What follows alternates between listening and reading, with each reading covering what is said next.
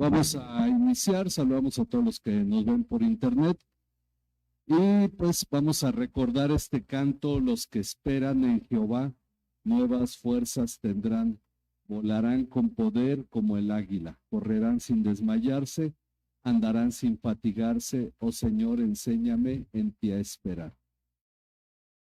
Bien, vamos a orar para iniciar.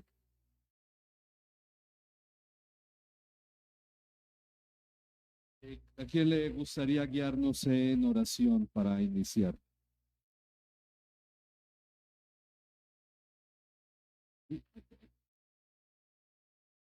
Padre, te damos gracias por esta noche, te pedimos que nos cuides hoy y te pedimos que esta noche sea de enseñanza para nosotros, que podamos aprender algo acerca de ti y también te pedimos que todos los que vengan con bien. En nombre de Cristo Jesús. Amén. Amén. Bien, vamos en nuestras Biblias a Hebreos 6:19. Y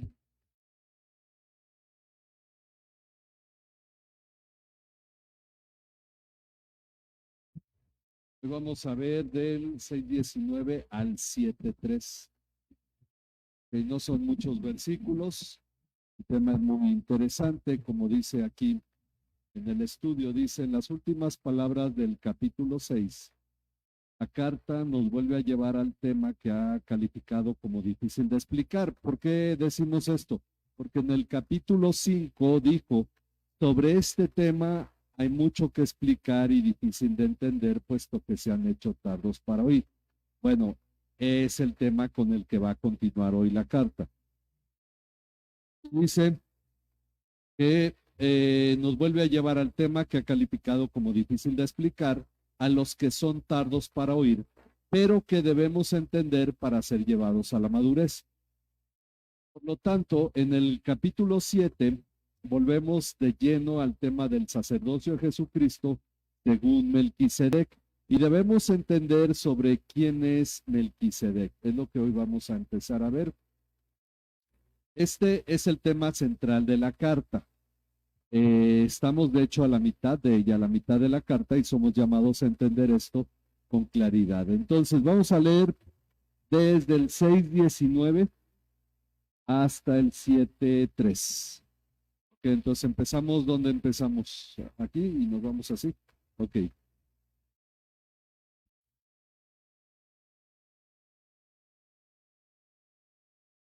Tenemos como ancla del alma una esperanza segura y firme y que penetra hasta detrás del velo.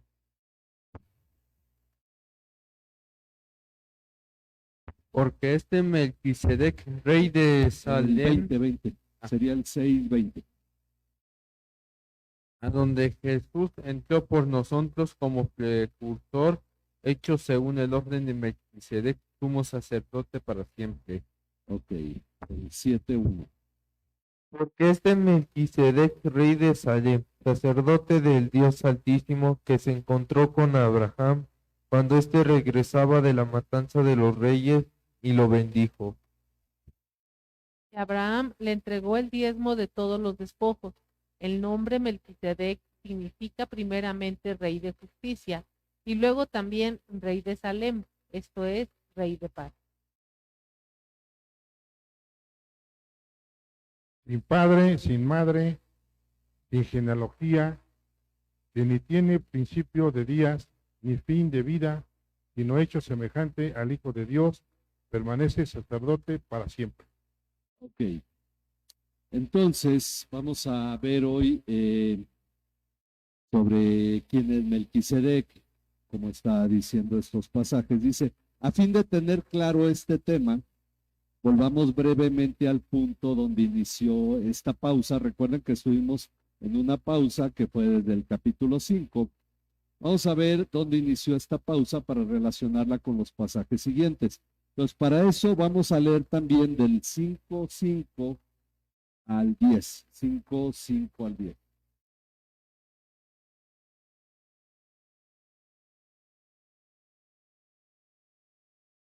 Ok, capítulo 5, versículo 5 hasta el versículo 10. Entonces, si quieren ir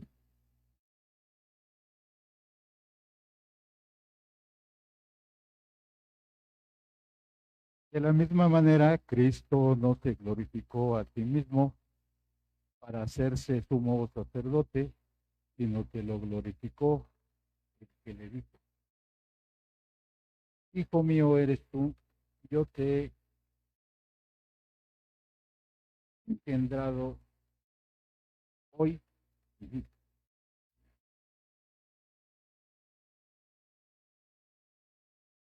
Como también dice en otro pasaje, tú eres sacerdote para siempre, según el orden de Melquisedec. Y Cristo, en los días de su carne, ofreciendo ruegos y súplicas con gran clamor y lágrimas al que le podía librar de la muerte, fue oído a causa de su temor reverente.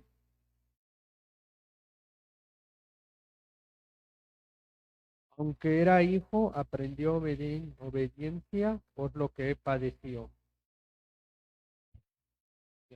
Y habiendo sido hecho perfecto, vino a ser fuente de eterna salvación para todos los que le obedecen, siendo construido por Dios como sumo sacerdote según el orden de Melquisedec. Ok, entonces vamos a ir llenando aquí, que nos dice que en este pasaje vimos que Cristo no se glorificó a sí mismo para hacerse sumo sacerdote. Pues fue el Padre quien le dijo, ¿qué le dijo? Hijo mío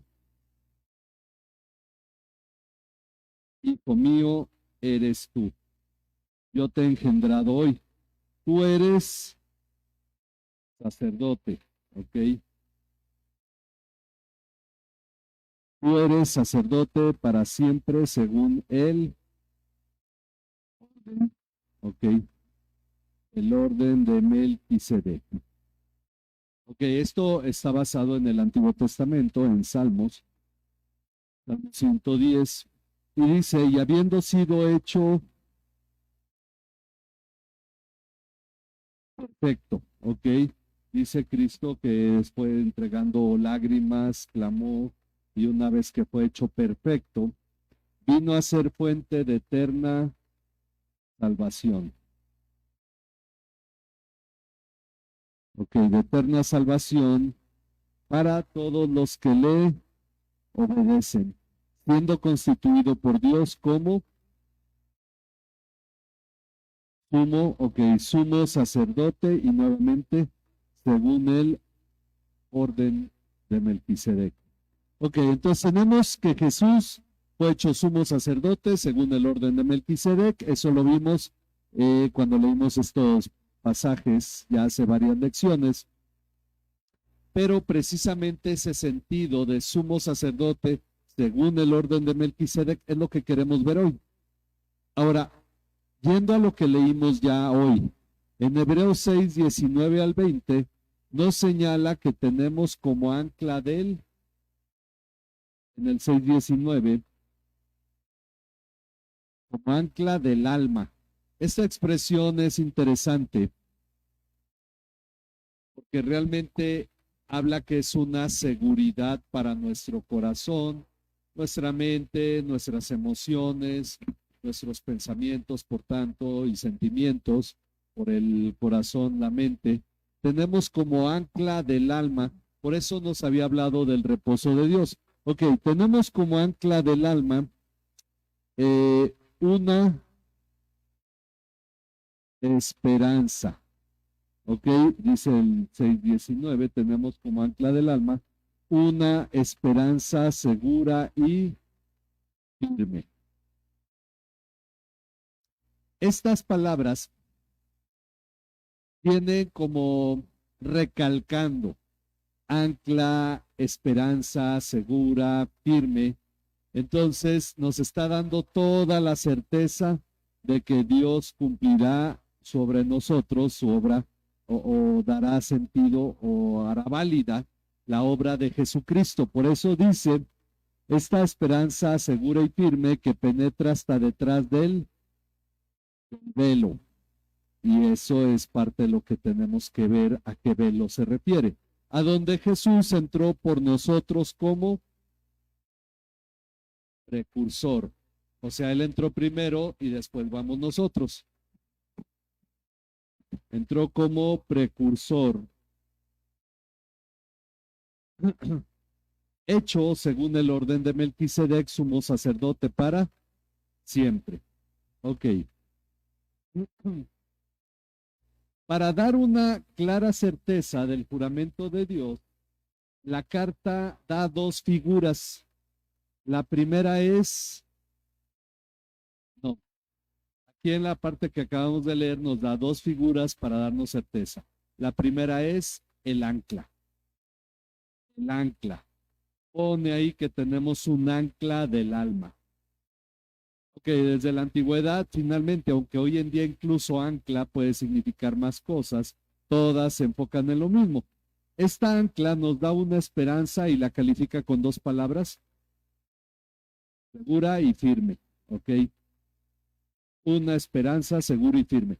Hay una cosa importante: mucha gente espera de Dios lo que Dios nunca prometió. En alguna forma hay cosas que Dios ha prometido, como vimos ahí que vino a ser sumo sacerdote para los que le obedecen. Le vimos que esto, el obedecerle, es manifestación de la salvación, y no que la salvación es la que nos da el sumo sacerdocio de Jesús, porque sería la salvación por obras. Pero finalmente nos está señalando que tenemos una esperanza que tiene un respaldo muy fuerte.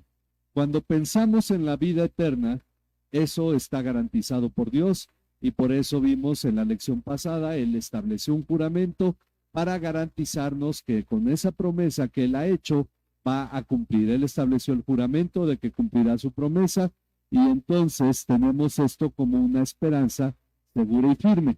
Ahora, nadie pasa por alto, dice aquí el estudio, la función de un ancla como garantía de algo permanente.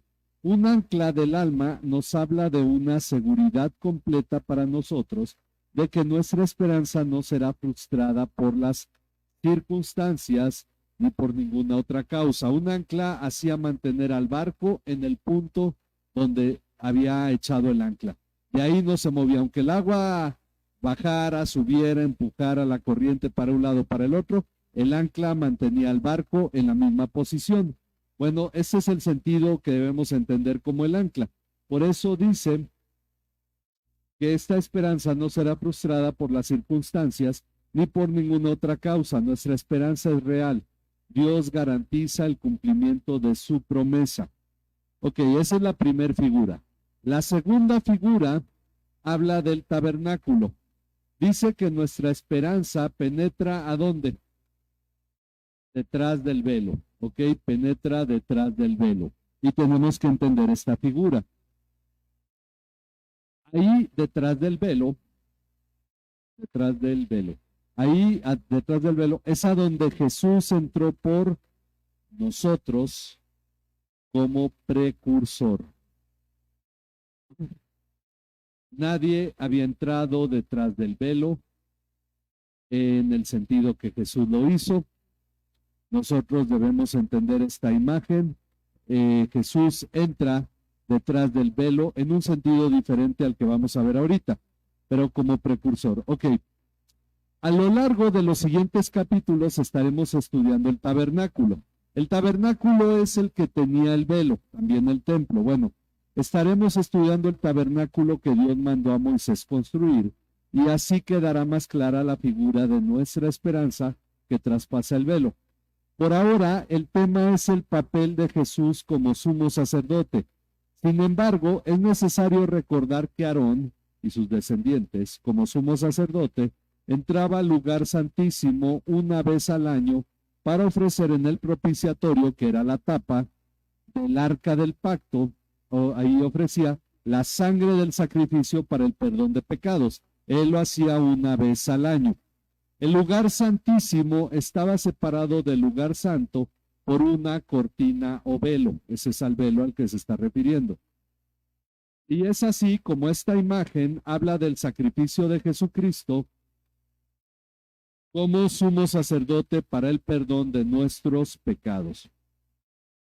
Entonces, Jesús entra al lugar santísimo, es la imagen del velo, entra como sumo sacerdote y entonces, por eso dice el siguiente párrafo, en otras palabras, el pasaje nos está diciendo que nuestra esperanza es segura y firme porque está basada en la obra de Jesucristo, no en nosotros y lo que podamos hacer.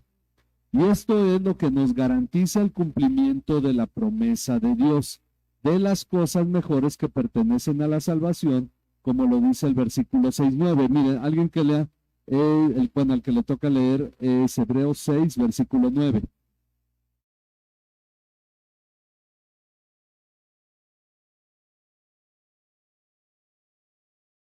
Pero en cuanto a ustedes, amados, aunque estemos de esta manera, aunque hablemos de esta manera, estamos persuadidos de las cosas que son mejores y que pertenecen a la salvación. Ok, entonces, ese es el tema del que está hablando, donde Dios nos garantiza que Él cumplirá su promesa de las cosas mejores que pertenecen a la salvación, como lo dice este versículo. De este modo queda totalmente destruido todo argumento de la pérdida de salvación. Es decir, Dios cumplirá su promesa, Él obrará en nosotros, cumplirá con la salvación que Él nos ha dicho. Ahora, lo que la carta ahora nos mostrará es por qué es tan segura la obra de Jesús como sumo sacerdote según el orden de Melquisedec. ¿Por qué es una garantía y quién es Melquisedec que tiene que ver? Para ello es importante que no perdamos de vista que los destinatarios originales de la carta eran hebreos y por lo tanto este tema era de suma importancia y un desafío para ellos. ¿Por qué un desafío? Porque ellos tenían a los sumos sacerdotes descendientes de Aarón y no tenían sumos sacerdotes según el orden de Melquisedec. Ok, hasta aquí no sé si hay preguntas. Si no, pues seguimos. Dice, por esa razón, la explicación inicia con el relato que encontramos en Génesis 14, del 17 al 21. Entonces, vamos a Génesis 14, los versículos del 17 al 21, a un pasaje interesante. De hecho, da mucho para mucho estudio. Y pues vamos a ver entonces, Génesis 14, 17 al 21.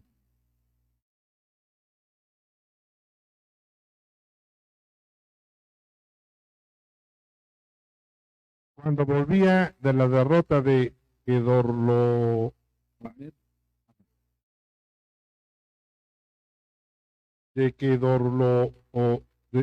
Kedorlaomer y de los reyes que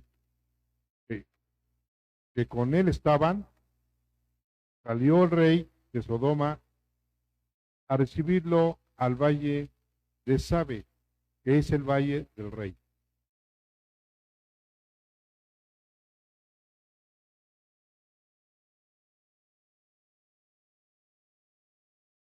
Mm, 18.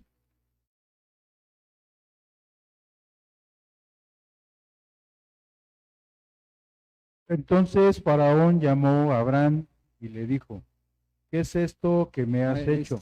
Es Génesis, creo que ahí está en Éxodo.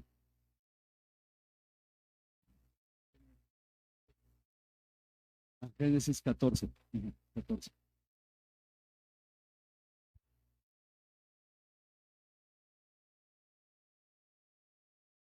Melquisedec, rey de Salem, sacó pan y vino para el sacerdote del Dios Altísimo. Y le bendijo, diciendo, bendito sea Abraham del Dios Altísimo, creador de los cielos y de la tierra. Bendito sea el Dios Altísimo que entregó a tus enemigos en mano. Y Abraham le dio el diezmo de todo. Entonces el rey de Sodoma dijo a Abraham, dame las personas y toma para ti los bienes. Ok, este relato es donde se introduce a Melquisedec, es donde aparece por primera ocasión. o donde se menciona por primera ocasión, la única ocasión en que aparece. Dice, en este relato encontramos donde Abraham viene del regreso de derrotar, ok, a Kedorlaomer. Kedorlaomer era el rey de Babilonia o de Sinar, y fue con otros 3 reyes, fueron 4 reyes a invadir la tierra de Canaán y vencieron a todos los reinos que había ahí y se llevaron a toda la gente, entre ellos a Lot, el sobrino de Abraham, y Abraham tomó 300 personas de su gente, los persiguió, los venció y recuperó todas las personas y todo el botín. Ok, cuando entonces Abraham venía de derrotar a Kedorlaomer y a los reyes que estaban con él, dice, y el rey de... ¿Perdón? No, primero, ¿qué rey salió a recibirlo? Sodoma. El rey de Sodoma, todavía existía Sodoma, el rey de Sodoma sale a su encuentro en el valle de Sabe, con V, Sabe, es decir, el valle del rey. Ok, de pronto, el asunto es que tomamos un versículo antes y uno después para ubicar el tema, el relato. Dice, de pronto, sin darnos más detalle, porque entendemos que ahí está el rey de Sodoma, sin darnos más detalle, aparece Melquisedec, ahora sí, ¿rey de dónde? De Salem. Rey de Salem, quien sacó, ¿qué cosas? Pan y vino. Siempre me acuerdo de Marcelino, pero bueno. Sacó pan y vino. Él era sacerdote del Dios Altísimo. Ok, entonces era sacerdote del verdadero Dios, en un tiempo en el que mucha gente ya no tenía conocimiento de Dios. Ok, él era sacerdote del Dios Altísimo y bendijo a Abraham sin H y con una A, porque todavía no le cambiaba el nombre Dios. Por eso en el relato viene así, Abraham. Ok, Abraham así significa padre enaltecido y Abraham significa padre de multitudes. Ok, entonces bendijo a Abraham diciendo, bendito sea Abraham del Dios Altísimo.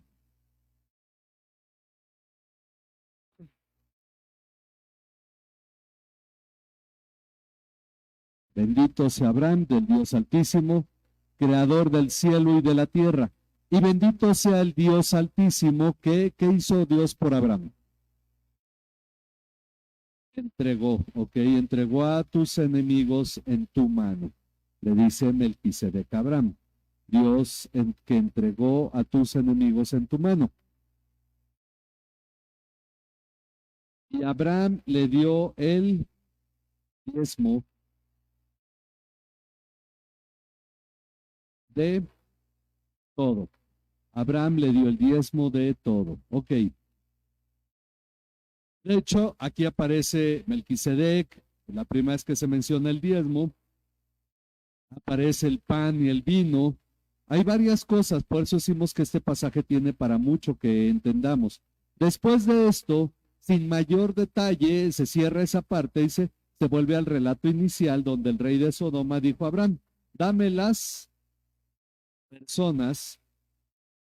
Obviamente Abraham diezmó del botín y no de la gente, ¿verdad? Dame las personas y toma para ti los bienes. Ok, posiblemente porque vio cuando Abraham dio el diezmo de los bienes al rey de Sodoma. Ok, entonces, hay más para comentar del relato, pero vamos a lo que la carta a los hebreos dice. Melquisedec es un personaje muy importante del cual no tenemos mucha información en la Biblia, más que estos pasajes que se han mencionado, Génesis 14, el Salmo 110.4, y en esta carta, es decir, lo que dice Hebreos, lo que dice el Salmo 110.4 y lo que acabamos de leer en Génesis 14. Son los únicos pasajes donde se menciona Melquisedec. Sin embargo, él es muy importante. Por lo tanto, se han discutido dos cosas respecto de él. su persona, es decir, quién es realmente Melquisedec, y la ciudad de Salem. ¿Qué ciudad es? ¿A qué ciudad se refiere? Para entender sobre esto, veamos la explicación que la carta nos da luego de repetir el relato de Génesis. Ok, volvamos a Hebreos 7. Hebreos 7, después de que nos señala en el versículo 1 sobre el 1 y el 2, lo que acabamos de leer en Génesis, dice el versículo 3, bueno, de hecho es a la mitad del 2, la mitad del versículo 2 dice, el nombre Melquisedec significa primeramente rey de justicia. Rey de justicia. Ok, literalmente Melqui significa mi rey. Y esa es, bueno, a ver cuántas ahora van a usar el apodo, ¿verdad? Melqui. Y Sedec significa justo. Ok, ahí está ya, eso no los puse para llenar, ¿verdad? Ok. Es decir, mi rey es justo o rey de justicia. Miren, vamos a leer Isaías 32:1 y Jeremías 23:5 al 6, donde nos habíamos quedado. Isaías 32:1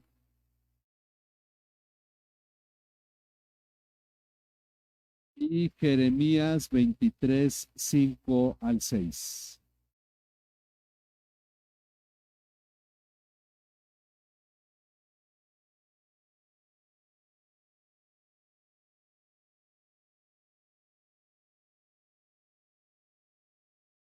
Isaías 32:1. Hay de los que descienden a Egipto por ayuda. En los caballos buscan apoyo y confían en los carros porque son muchos. Sí, creo que no, ese es el pasaje. A ver, si está Isaías 32:1.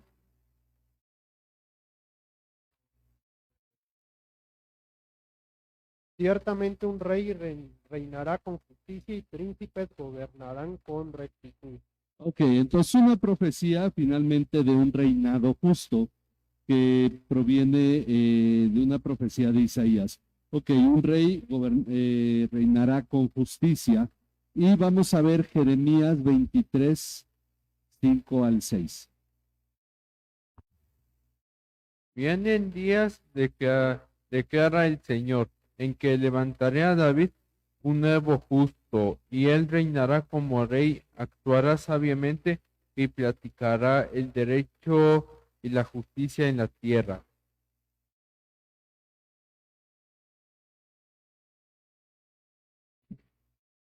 Mm, 6, 23:6.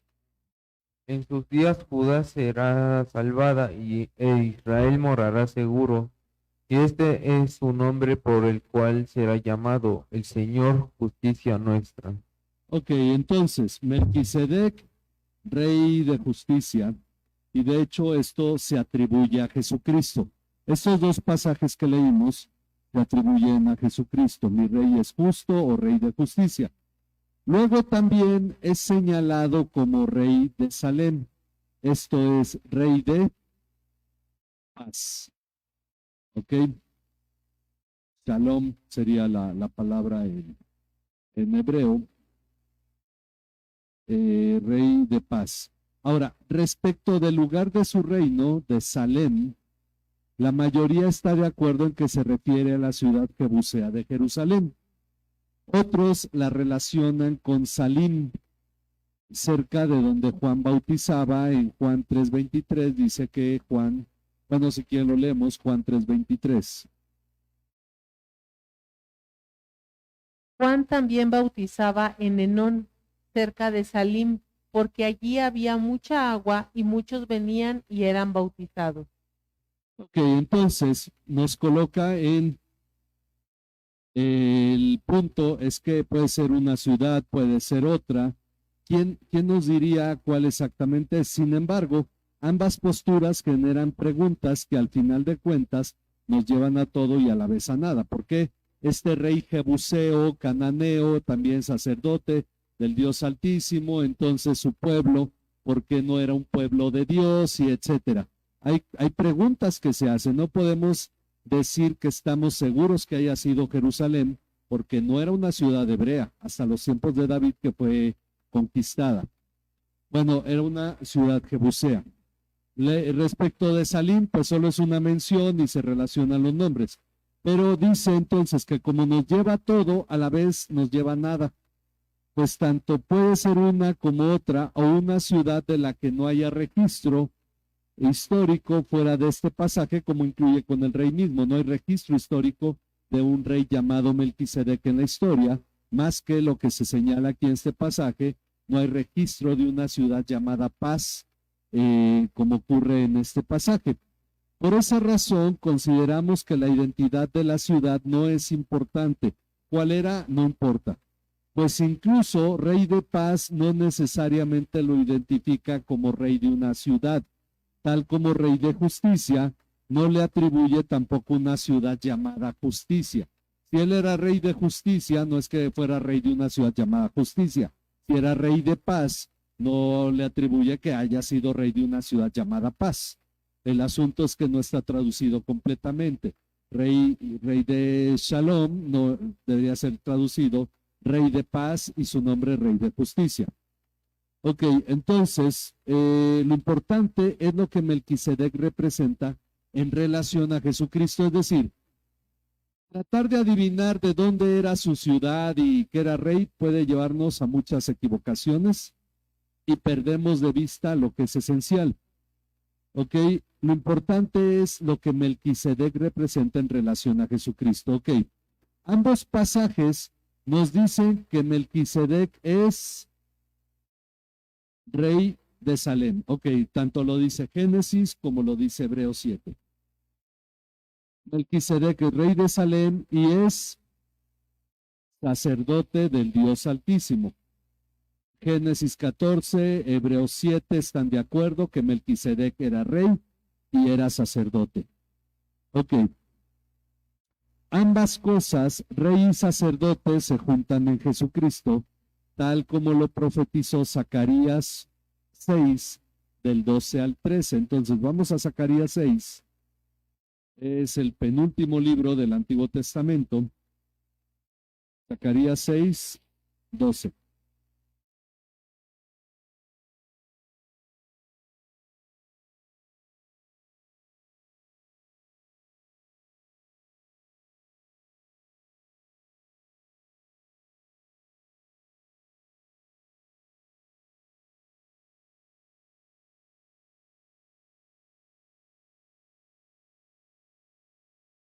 Y le hablarás diciendo, así ha hablado Jehová de los ejércitos, diciendo, he aquí varón cuyo nombre es el renuevo, el cual brota de sus raíces y edificará el templo de Jehová. Y ese es Zacarías 6, 13.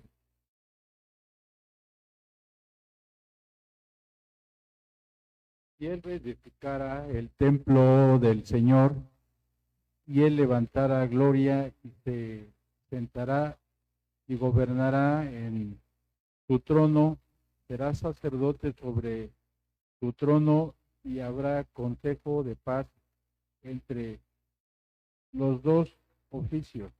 Ok, entonces aquí nos dice, bueno, un hombre llamado, ¿cómo se va a llamar? Renuevo. El renuevo es un brote nuevo en una planta. Renuevo. Un hombre llamado Renuevo reedificará ¿qué cosa? El templo. Ok. Un hombre llamado Renuevo reedificará el templo del Señor. Recordemos que el pueblo de Dios es el templo. Ok, es a lo que está llamando. Jesús nunca reedificó un templo, ¿verdad? Físico. Llevará gloria y se sentará y gobernará en su trono.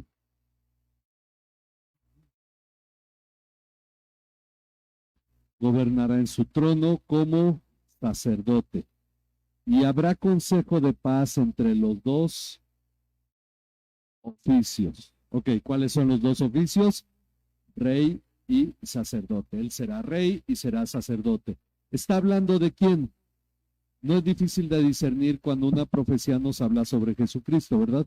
¿Quién cumple con eso? David era de la tribu de Judá, que era el linaje de los reyes, pero él no era sacerdote, porque los sacerdotes eran de la tribu de Leví, de la familia de Aarón, que eran sacerdotes. Por eso cuando Zacarías habla de que habrá paz entre los dos oficios, es que una persona va a juntar ambos oficios, rey y sacerdote. Y ahí es donde entra esta situación en Jesucristo. Melquisedec era rey y era sacerdote. Bueno, hablando de la persona de Melquisedec, nos dice, sin tener, ¿qué es lo que no tiene? Padre ni madre.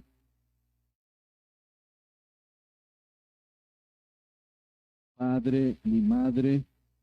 Y sin genealogía, no teniendo principio de días. Ok, estamos volviendo a Hebreos, perdón, no había dicho eso, Hebreos 6, 7, perdón.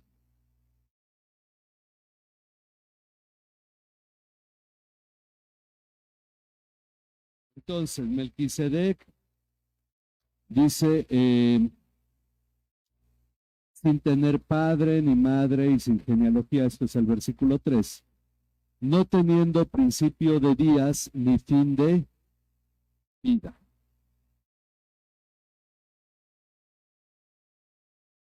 Ok, no teniendo principio de días ni fin de vida. Es decir, ¿qué pasa con Melquisedec? No se menciona quién son sus papás, quién es su papá, su mamá, cuántos años vivió, pero dice, también nos dice que siendo hecho semejante al Hijo de Dios.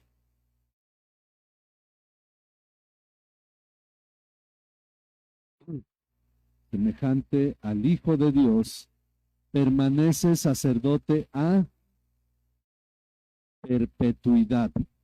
¿Ok? O para siempre, dice en la Reina Valera, ¿verdad? Ok, a perpetuidad. Ahora, decíamos, una discusión era sobre la ciudad de Paz o de Salem. La otra, porque de hecho en nuestra mente cuando hablamos de Salem, ¿qué lugar viene más a nuestra mente? Las brujas, ¿verdad? De Salem en Estados Unidos, porque por eso le pusieron así al pueblo, por un reflejo del nombre de esta ciudad. Bueno, pero ok, así como se discute sobre la ciudad, se discute sobre su persona. Por eso dicen, algunos toman a Melquisedec como un rey histórico, es decir, él fue un hombre que reinó y que vivió su reino en la tierra y que como sacerdote era distinto a los sacerdotes arónicos. Arónicos me refiero a los descendientes de Aarón, que vendrían después. Todavía no existían porque eran los tiempos de Abraham. Pues no tenemos registro de su genealogía y de su edad. Bueno, esto es cuestionable. Es cuestionable que hablemos de un hombre meramente humano que fue rey, como decíamos, de un pueblo que nunca refleja su existencia en la palabra de Dios en los tiempos de Abraham, que hubiera una ciudad donde gobernara un sacerdote y por lo tanto, si es el rey y el sacerdote, esa ciudad es ciudad de Dios, ¿sí o no? Entonces, como que es un poco ilógico pensar que de Abraham será de donde vendrá toda la obra de Dios que le dará a conocer. No dudamos que haya habido gente que todavía tenía conocimiento y temor de Dios, como el rey de los filisteos, Abimelec. Pero el asunto es que esto es cuestionable, pues nos dice que al igual que Jesús es sacerdote perpetuamente y no podría ser sucedido por Jesús, porque si sigue siendo sacerdote, Jesús no puede tomar su lugar, como más adelante nos explicará sobre el sacerdocio arónico. Ok, entonces esto puede sonar bien, pero no responde en realidad a todo lo que implica Melquisedec. Uno se preguntaría, ¿y por qué Jesús tomaría el orden de sacerdocio de un ser humano, siendo él mismo Dios? Ok, entonces, Dice, por lo tanto, debemos entender que no tiene ancestros, es decir, padre, madre, genealogía, no tiene padre y madre humanos, debido a que es eterno, pues no tiene principio de días ni fin de vida. Entonces, Melquisedec es eterno, aunque muchos dicen que no es esa la traducción, no se debe tomar literalmente, uno preguntaría, ¿por qué no? Jesús es eterno, Melquisedec es eterno, no tiene principio de días ni fin de vida. En otras palabras, lo que el pasaje está dejando muy claro es que este Melquisedec es ¿quién? Jesucristo. Melquisedec es Jesucristo.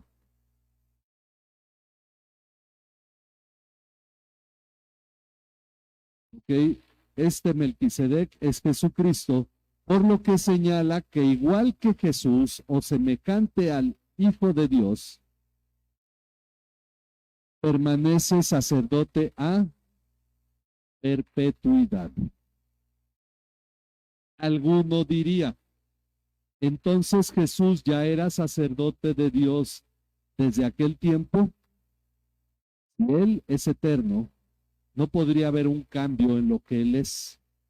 Por eso Él es sacerdote, porque incluso el Salmo 110 nos está señalando que Él es sacerdote ya. Entonces permanece sacerdote a perpetuidad. Y por eso Melquisedec sacó ¿qué cosas? Pan y vino. Ok, si vamos bien o está, porque ahora no sé si es porque no vino Rudy, pues están más callados, así es que Melquisedec sacó pan y vino que representan su comunión con su pueblo. Ok, aunque sabemos el pasaje, vamos a Mateo 26, 26 al 28.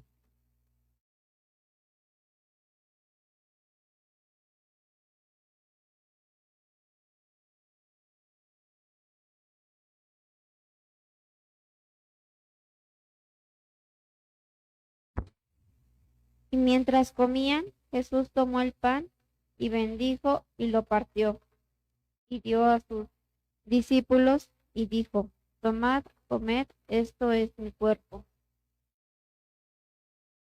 Y tomando una copa y habiendo dado gracias, se las dio, diciendo, beban todos ella.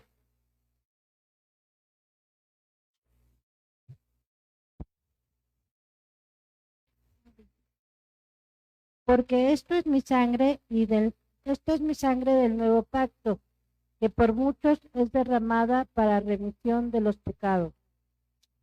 Ok, entonces tomó el pan, tomó la copa. En todos los relatos de la escena habla de la copa, pero bueno, entendemos la relación con Melquisedec, con el pan y el vino, que refleja precisamente esta comunión que Jesús estableció con los discípulos. Ahora, uno pregunta, una vez alguien me preguntó, entonces se encarnó Jesús en Melquisedec. Bueno, en realidad no tomó la naturaleza humana hasta que nació como un bebé en el vientre de María.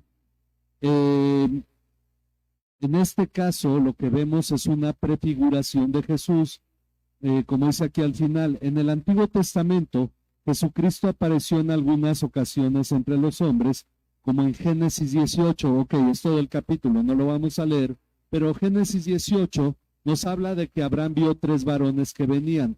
Por el final del relato entendemos que 2 de esos hombres eran ángeles que fueron después a Sodoma por Lot y su familia y los sacaron de Sodoma.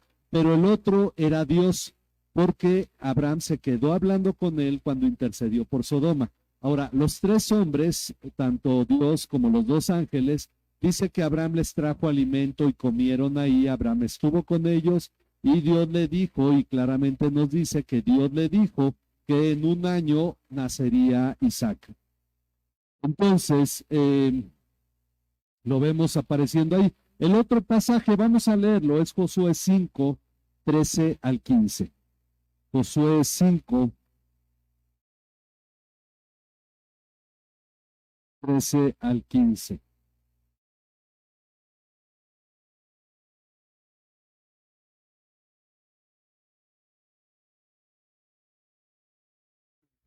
Cuando Josué estaba ya cerca de Jericó, levantó los ojos y vio que un hombre estaba enfrente a él, con una espada desenvainada en la mano. Josué fue hacia él y le dijo: ¿Es usted de los nuestros o de nuestros enemigos?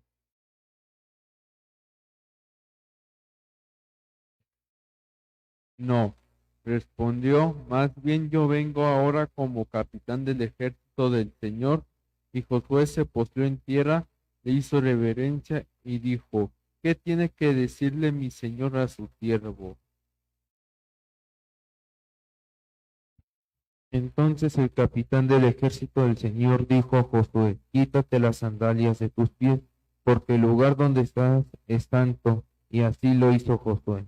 Ok, no nos dice que sea Jesús, pero sí nos dice que fue adorado y que a causa de su presencia, bueno, lo discernimos, que el lugar donde estaba Josué era santo. El único motivo para que ese lugar fuera santo es porque era la presencia de Dios. Si hubiera sido un ángel, como algunos de pronto señalan, no quise poner el pasaje donde Jacob pelea con un varón, que la mayoría de los comentaristas dicen que era un ángel. No nos dice que era un ángel, no nos dice que era Jesús o que era Dios, pero nos dice que la conclusión de Jacob fue: he visto a Dios cara a cara y he vivido. Entonces el pasaje nos dice que era un varón. Podríamos también decir, bueno, fue un varón humano al que Dios le dijo: ve y peleate con Jacob. Pero finalmente entendemos que Jesús se apareció. ¿Por qué decimos que Jesús, no el Padre o el Espíritu? El Antiguo Testamento no hace diferencia entre la Trinidad, pero entendemos que es Jesús porque la imagen visible de Dios es Jesucristo. Es decir, cuando Dios se ha manifestado visiblemente, ha sido en la persona de Jesucristo.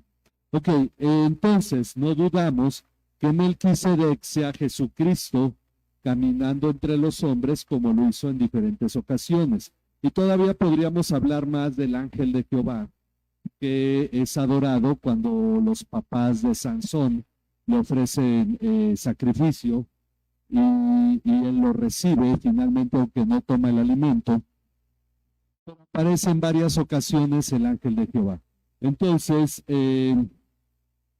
entendemos la presencia de Jesús entre su pueblo y en este caso, estando con Abraham. La próxima semana vamos a ver todavía más sobre esto para poder entender que si no se tratara de Jesucristo, ¿por qué razón tomaría este lugar un hombre, un simple mortal como Melquisedec, en caso de que no fuera el Hijo de Dios?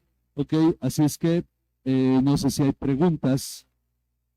Si no, pues vamos, me voy lento porque quiero que este tema quede claro. Yo, todos los comentaristas que leí, ninguno asegura que es Jesucristo. Todos los maestros que yo tuve de joven, de niño, bueno, no de niño, de joven y adulto, todos están de acuerdo en que es Jesucristo. Y creo que es claro que en verdad es Jesucristo. Sin embargo, los comentaristas a veces prefieren no profundizar en algo para no meterse en una polémica.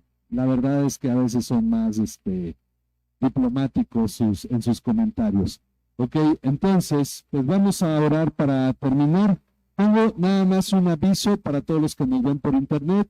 El sábado teníamos programada la reunión de adolescentes, de jóvenes, pero por causas de fuerza mayor, por ahí a nuestro hermano Josué estará enviando el mensaje. Vamos a posponerla. El domingo ya los jóvenes platican para acordar cuándo va a ser esta reunión. Entonces, pues vamos a, por lo pronto, queda suspendida, bueno, pospuesta la reunión de jóvenes que estaba programada para el sábado. Ok, vamos a orar para terminar. Padre, agradecemos, Señor, tu bondad hacia nuestras vidas.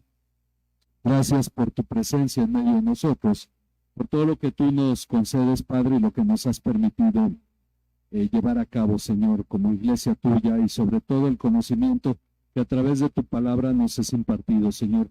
Gracias por poder hoy meditar sobre tu obra, sobre lo que tú, Señor, estás manifestándonos para poder comprender realmente qué tan grande es la confianza que nosotros debemos tener en que tú cumplirás lo que has prometido, en que nuestra confianza en ti, Señor, debe ser clara, plena, porque tú en verdad, Señor, has garantizado a través de la promesa, a través del juramento, Señor, y a través de la certeza de que es la obra de tu Hijo Jesucristo, el hecho de que tú nos has concedido vida eterna y de que tú cumplirás tu propósito en nosotros, Señor.